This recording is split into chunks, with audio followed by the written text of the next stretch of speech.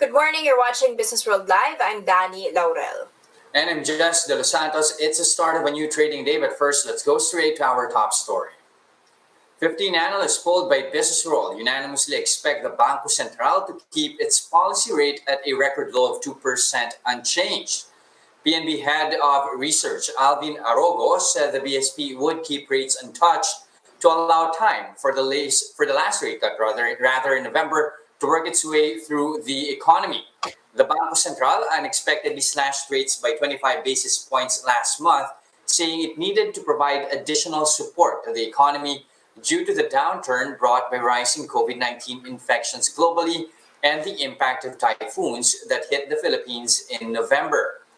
Meanwhile, Nomura Holdings said the BSP would implement a pause because of the faster than expected inflation of 3.3% in November.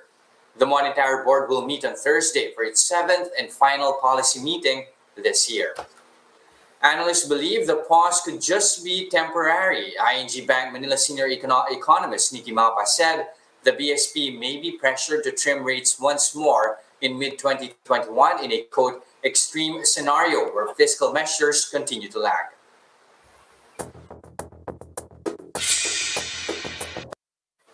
All right, Dan, the peso feeling a bit wobbly as of late, but the outlook seems more stable. Give us a health check of our local currency.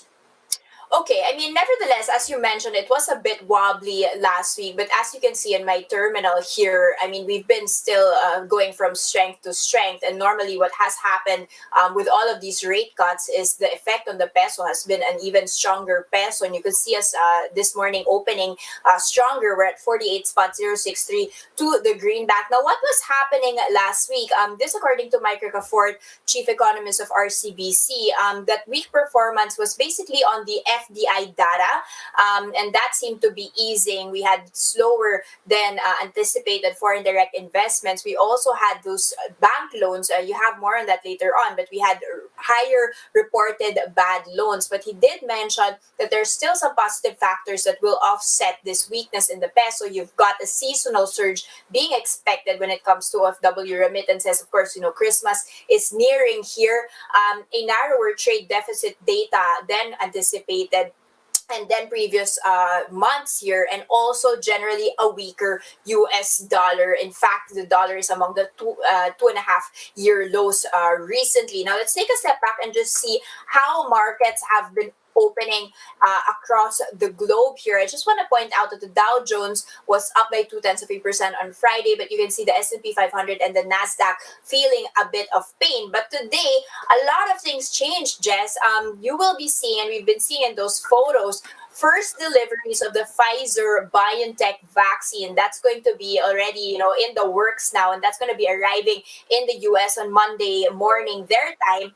And this comes at the same day wherein a bipartisan group of lawmakers will be unveiling a $908 billion pandemic relief bill. But there's still no guarantee that this will be passing the Congress, but still a lot of excitement on that. Now, on that vaccination front, the head of the U.S. government's vaccination drive said that as much as 80% of the U.S. population could be given the shot by next summer. So let's see how markets will be performing there as we go through the rest of this week. But as you can see here, a lot of optimism already in my terminal when it comes to Japan opening in the green. The Topix up by 0.8%, even as you've got a mixed opening here with Taiwan and South Korea down. Now, let's take a quick peek at our own local index. So this comes after Friday saw a surging to the highest level we've seen in 10 months, Jess. So we were at 7,000, way above 7,200. We're still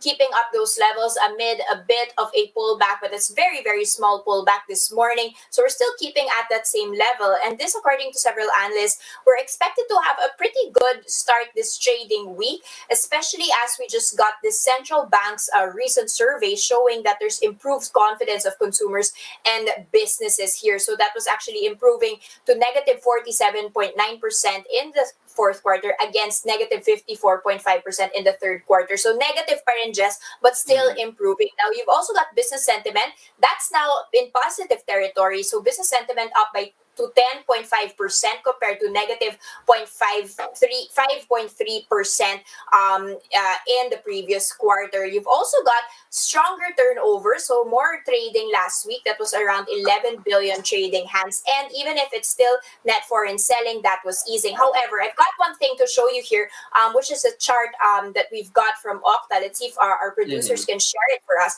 But this, Jess, is super interesting because Phil Stocks' Japheth Tantiangco has been warning that the market can see profit taking because of a possible surge of COVID cases as Christmas nears. We've been talking about that offline, diba? Na parang baka now it's the time to be loving your loved ones, hugging everybody. And you can see on this Okta graph that the reproduction rate, so that's the transmission rate of COVID-19, is now at 1.1.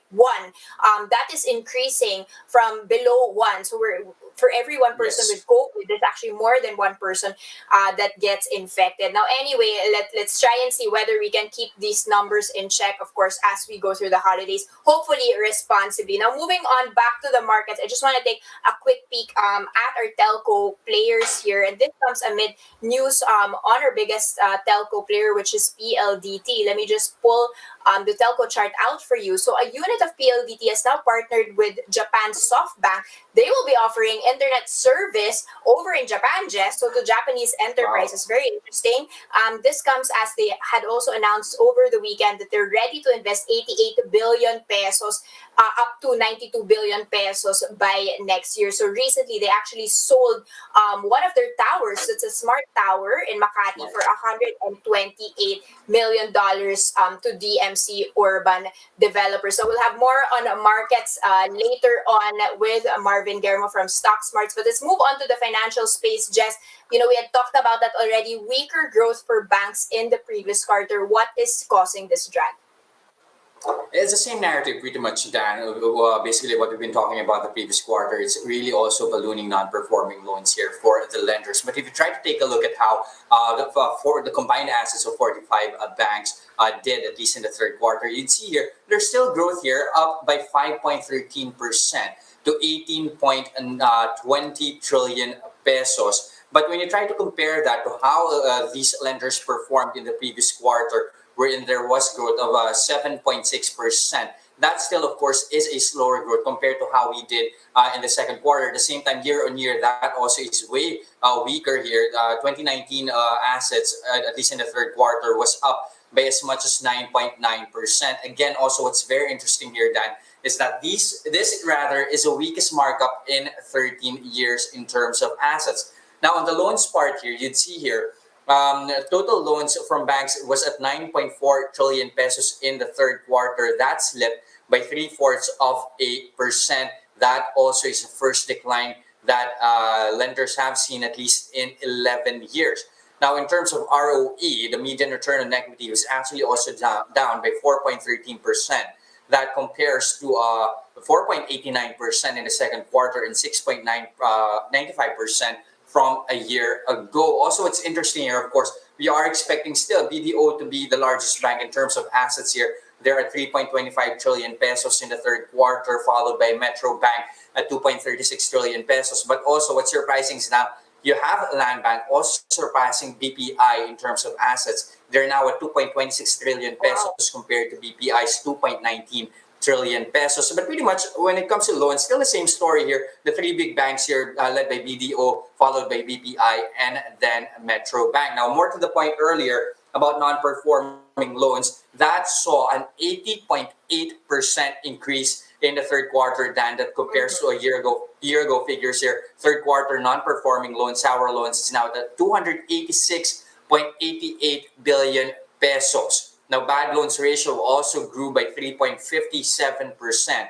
That compares to just a little over 2% in the second quarter and 1.66% growth from a year ago. This also is the highest since 2013. Now, non-performing assets ratio likewise is up by 1.24%. Now, total loan loss reserves also 294.8 billion pesos. That is, of course, still higher quarter on quarter and year on year. Bad loan coverage ratio also fell to 102.76% from 107% a year ago. Again, you have our lenders posting a worse profit, at least in the third quarter this as they jack up loan loss reserves amid sour loans soaring in a mid tighter lending environment. Well, just let's see how that fifth bill that's now been signed actually helps the financiers. You can see on my terminal here that they're actually opening in the green, the financial sector up by 0.6%. We'll have more on the news when Business World Live returns. Stay with us.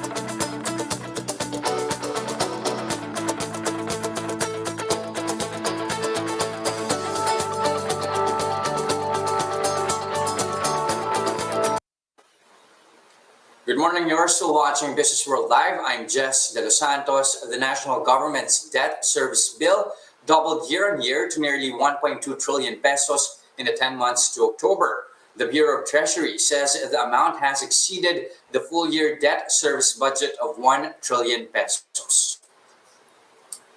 Debt service payments rose 8% year on year to 27 billion pesos in October alone, but was down 93% compared to September.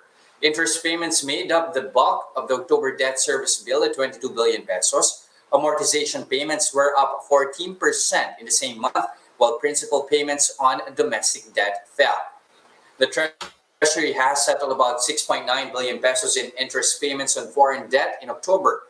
The government is looking to borrow 3 trillion pesos from both domestic and external sources this year to cushion a budget deficit that seemed to widen to 7.6% of GDP. Now, digitalization in the world's biggest trade deal is seen to improve the country's trade systems with key partners. Philippine Institute for Development Studies fellow Francis Mark Kimba says the Regional Comprehensive Economic Partnership, or RCEP, is a means of improving our system so we can engage in trade with key partners in the region. But he says it is imperative that the Philippines adopt digitization in trade in order to remove the structural barriers and make the most of the 15-country mega trade deal. Back in 2013, the PIDS published a paper that found that the Philippines lacks awareness and training on trade deals, particularly in the use of electronic data to simplify certification procedures and financial support for upgrading tech and related skills. The RCEP was signed by China, Australia, New Zealand, Japan, South Korea.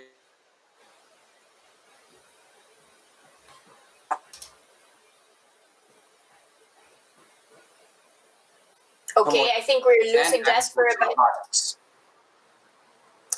Okay, so if successful, that Trade Department says that deal will be increasing the country's access for imported garments, automotive parts, and agricultural products. Meanwhile, the functional literacy of Filipinos ages 10 to 64 has increased to over 91% in 2019. This is according to the latest Functional Literacy, Education, and Mass Media Survey conducted by the PSA. This figure corresponds to around 73 million functionally literate Filipinos last year out of the almost 80 million in total. This is also about 4 million higher than the data recorded back in 2013. Now, those aged 20 to 24 posted the highest functional literacy at 96%, while senior citizens recorded the lowest rate at over 84%. Females are also more functionally literate in the Philippines. That's after scoring almost 3% higher than males. By region, those in Metro Manila fared better than the rest, while those in BARMM posted the lowest. Functional literacy is defined as a higher level literacy than basic literacy, which enables a person to fully and efficiently participate in common societal activities.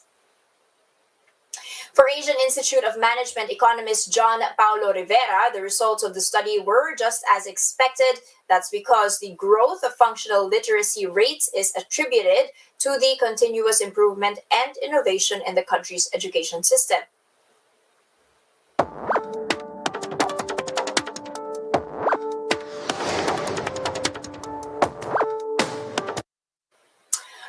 markets don't seem to be losing any steam, but are the fundamentals strong enough to maintain these technical breakthroughs? Here to chat charts and more, we have with us Marvin Germo of Stock Smarts. Good morning, Marvin. Welcome back. Good morning. It's nice to be back. Thanks for having me. Okay, Marv, while I pull out the charts for you here, just a quick, update on how you've been seeing the markets. I mean, we've hit the highest level we've seen since February. That's basically pre-lockdown, pre-pandemic. What has driven this? Was Mm. this a breakthrough waiting to happen? Was this overexcitement from the vaccine? People just tired and starting to go out. And does this rally really have legs, especially as we're moving on to Christmas season where there is an expectation of a surge in cases? All of the above. If you remember the previous times I was here, I would note that things to watch out for to see positivity and optimism in the markets. We were noting number one, what will happen to the lockdown, as we've seen over the past few months that the tighter measures are out already. People also in line with that, we've seen, I guess, a better degree of consumer confidence as we've seen people start to also go out. I don't know if it's mainly connected to the holiday season or people are going out with just them being more protective on the way they do things. Then you add, I really believe it's also triggered by the vaccine. Because when we were doing interviews at the middle of the year, we were noting that the vaccine would be a year from now.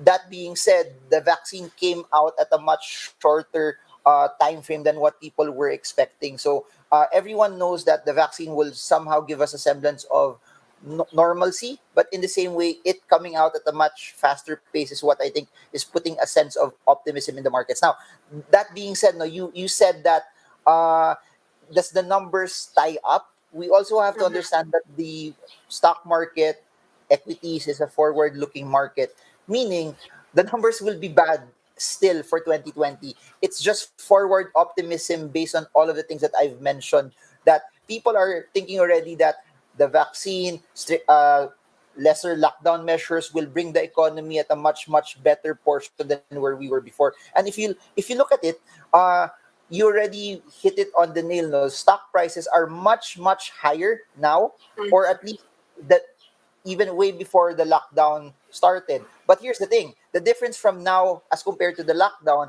was basically this: earnings were better prior to the lockdown, commensurate to the stock prices, but there was fear of what would happen. Now, people are already thinking that from an economic standpoint, that the worst in terms of the Mm-hmm. economy is already behind us. That's why people are buying. It's not because the economy is better, it's because optimism that somehow, no, a year from now, we will be at a much better position. But Marv, if you look at the charts and you can explain it more in detail, parang the RSI was already oversold, diba? O overbought rather, and it was still on the uptrend. Mm-hmm. Until how far can this trend, keep up with the fact that it's already overbought and the multiples are quite high compared to the 5-year average? Okay. There's a lot to unpack in that question, no? But number one, you're very correct that the trend is still pretty much headed up after the reversal from the 200-day moving average, because that's one of the most important Mm. moving averages that I watch out for, which happened in October. In my opinion, that signified a reversal from a market that was trending downward, which we've seen it below the 200-day moving average for I think a year, 9 months to a year already. Then after the Mm-hmm. reversal from that, it signified that it was starting to shift. Now, to answer your question about the RSI, when we saw the RSI hit overbought levels, which is normal for markets that are bullish, no, it will hit portions where you are seeing it hover at overbought levels. Now, once it started to cross down, which denoted a sell signal for some, we saw some corrective measures also in the market. So please do note the RSI can show bits and pieces that there will be selling that could happen, but at the end of the day, the trend is still stronger than any day-to-day movement. So we saw red days still, but as of now, Mm-hmm. number one, the trend is still up. Number two, if there's one thing last week showed us, it opened up another range after the breakout. No, so I would peg it now that the new at least range that it could possibly move at, assuming that the 7,217 level of new support will hold, we could see it range from 7217 to 7543. So that's a new Wow. range that could possibly move if 7217 holds. If it doesn't, I would look at where the 20-day moving average is, which is around the 7,055 level. So, which is relatively close to the 7,000 support level that people are also looking at. But that being said, the trend is up. We've seen October also as a trigger. Foreign funds start to come in. They've started to sell a bit, but it's still not has changed anything. We've Oh, seen volumes massively move up also and been consistent compared to where we were in the first half of the year. So that being said, no signs of reversal as of today. that's good news. But can you explain why the foreign funds have not yet come in? Is it because compared to other markets globally, which I mean, it seems that the global market was rallying din naman, so it's quite expensive, especially in the United States, diba? Why hasn't this led them to buying in? Is it the valuations? It's too expensive compared to the earnings that have been released. Is it a lack of optimism that our local investors, as you mentioned, seem to have an optimistic future naman? Okay, couple of things there. Number one, in terms of weight, funds that are moving towards Asia and emerging markets, the Philippines has a very small weight there.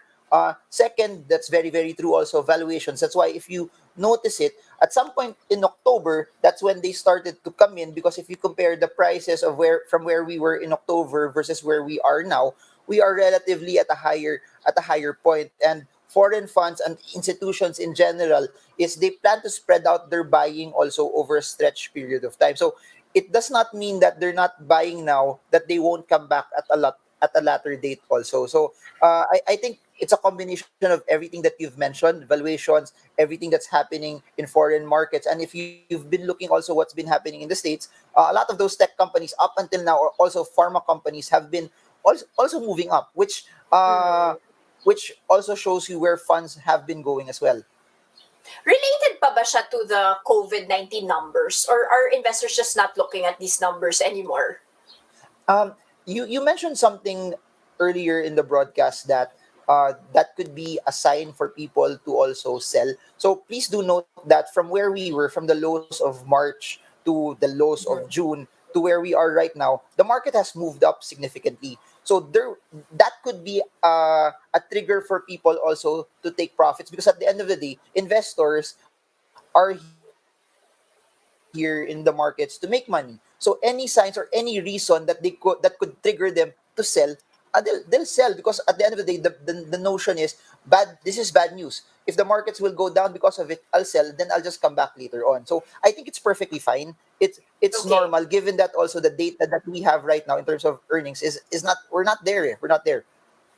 Okay, now let's talk about specific sectors here. One is properties. That staged a major rebound in November, and that was, the one that was really directly hit is retail, offices, and mobility when you talk about it. But like you mentioned, there's still no visibility really on whether, people will be eating out again. And even, even despite the fact that anecdotally we can see people starting to move out, I mean, the numbers don't really add up pa rin, diba? There's still a lot of heavy losses, a lot of, like Ayala Corporation recently mentioned that the malls will never go back to pre-pandemic, at least not for next year. So why this optimism in a specific sector, the property space, and what is driving it, especially since parang work from home pa rin hanggang next year, diba?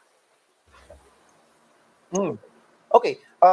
Couple of things. So if you look at their earnings, also the disclosures of the property companies, looking at it from a quarter to quarter basis, the third quarter, comparing all of the companies up against their first and second quarter, has been massively better already. So the movement that we've been seeing also for stocks, at least for the past few weeks, I think is forward optimism. It's all just optimism on what could be the fourth quarter result. Because based on what's been going on, naman, I think the fourth quarter will be better than the third quarter, and in the same way as the third quarter was better than the second quarter of the year. Will we be back on where we were in 2019, 2018? I don't think from an earning standpoint we will be there for this year, or even at some point for 2021. I think people are just really pegging that when everything goes back to normal, me positioning at this price would give me a better upside also for later on. And numbers are still down. Numbers, but it's Are more you bullish business on the space? Are you bullish on properties?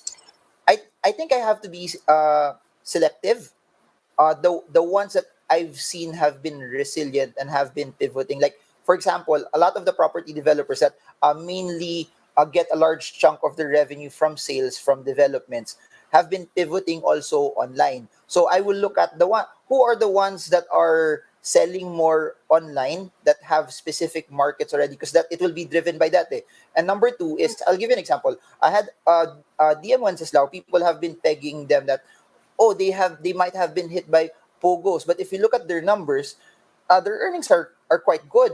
They even posted higher earnings as well. So it would be selective also on companies that would give you recurring revenues based Mm-hmm. on either it's their business, it's them renting it out to businesses in general that would give them a long term lease that is locked in for a long period of time, and their occupancy rates are very very good. That's why AREIT has been performing very very well as well. That's highly connected to the property sector, but their long-term leases there are locked in for 5 years and their occupancy is around 98%. So that makes it a Mm-hmm. bit interesting. So very, very selective, and it will be based on the quality of how they're getting the revenue. Let's go to that REIT story na rin. What's your opinion on VLL, RLC, and Double Dragons REIT in these types of markets? Okay, I'd have to look into it in detail, but I will have to compare it as how AREIT would have done it. It will always go back to how predictable the revenue will be and how long term the lease of whoever their tenants are, and also their occupancy rate and the quality of it. And just to compare it, no, what makes Mm. AREIT interesting is a large chunk of their tenants are BPO related. That at the height of the lockdown, BPOs were operating on a regular basis. So that's what I will look at. I want to see how locked in are those tenants and how hard it is for them to get out because there's strict penalties for those tenants if they would forfeit their lease. So if those things are in that specific order, then that would be something very very interesting. If the REIT is highly commercial or highly connected to malls, then I will have to see are people coming back to malls already? So something like that. Okay, which for example, Vista Land, diba, is really directly related to the mall. So finally, Marv, consumer confidence, especially in the cyclical sectors, is now the time to be picking up those undervalued stocks. Airlines, for example, you've got PAL starting to restructure na rin. Cebu Pacific also, aiming to get back on track, and also the tourism, even casinos. What's your take on these types of stocks? Okay.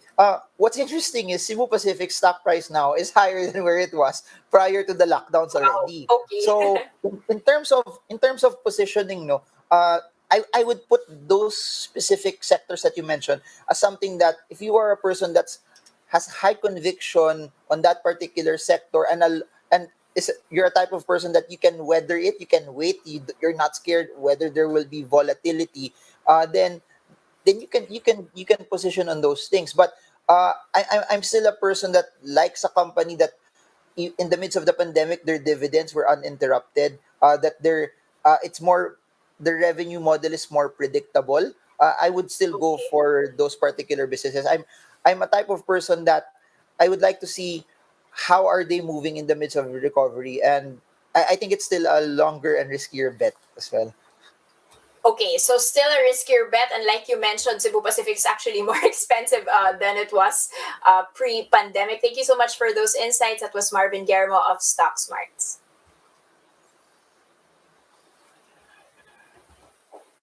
And that's a first look into the business day. Today is Monday, December 14. I'm Danie Laurel. Catch us again tomorrow at 9:30 a.m. I'm Jess De Los Santos. We are One News.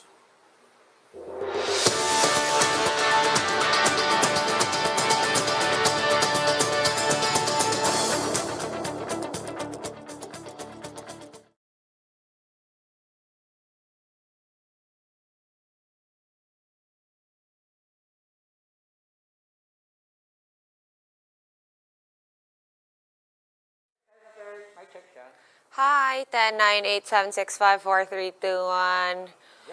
So extremely difficult.